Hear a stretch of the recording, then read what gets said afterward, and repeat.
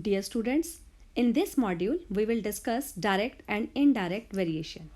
But first of all, let us discuss unitary method. Finding out the value of one from many and then the value of many from the one is called unitary method. Unitary method focuses on the unit which means one, means knowing for one. Let us discuss steps involved in unitary method. Express the problem in mathematical statement, then find the value of one unit of the given item using division. Then find the value of the required number of the same items using multiplication. Here I want to tell one more thing, that if value of one unit is given and we are to find out value of more units, then we are to multiply. And if value of more units is given and we are to find out value of one unit, then we will divide it. So let us discuss one problem based on this. If 16 girls can plant 224 trees in a day, how many trees could 18 girls plant in a day? First we calculate number of trees planted by one girl.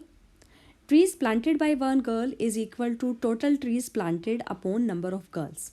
So 224 upon 16 is equal to 14. Now we will calculate number of trees planted by 18 girls, which is equal to 14 into 18, 252 plants. So 18 girls will plant 252 trees.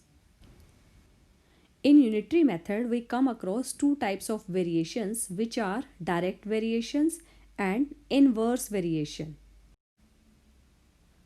Direct variation. When we talk about a direct variation, we are talking about a relationship where, let us consider two quantities x and y.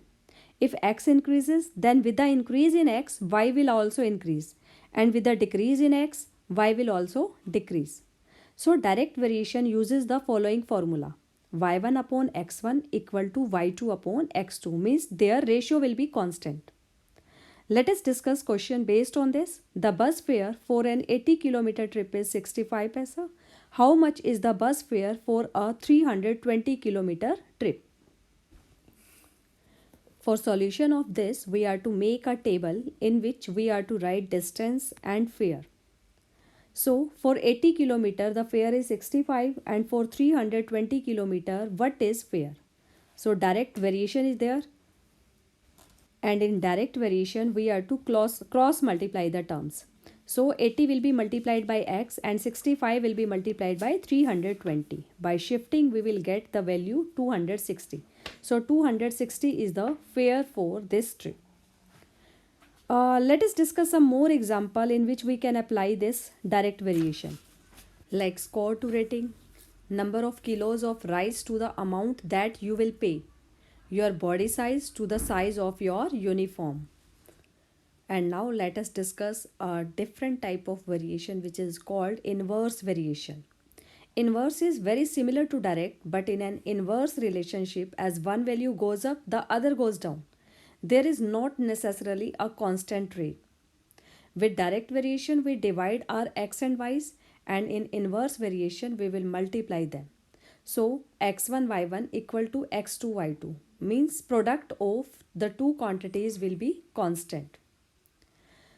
If 6 men can plow a field in 2 days, how long will 3 men to do it? So in this case, the relation is inverse.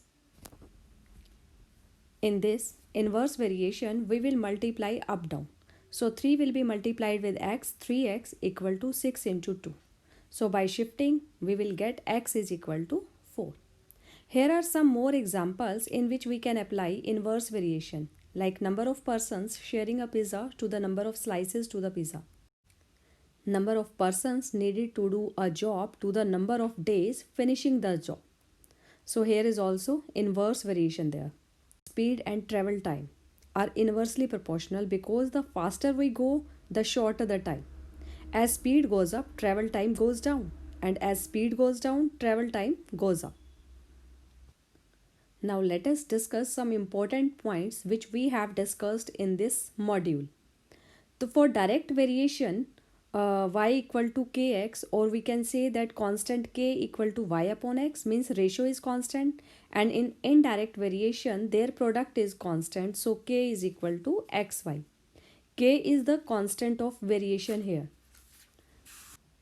If we want to find the values in direct variation, so we are to multiply, means cross multiply the quantity 1 and quantity 2, and in inverse variation there is straight multiplications, means multiply up down quantity 1 and quantity 2, so a into b equal to c into d. So I hope you understood it well. Keep learning.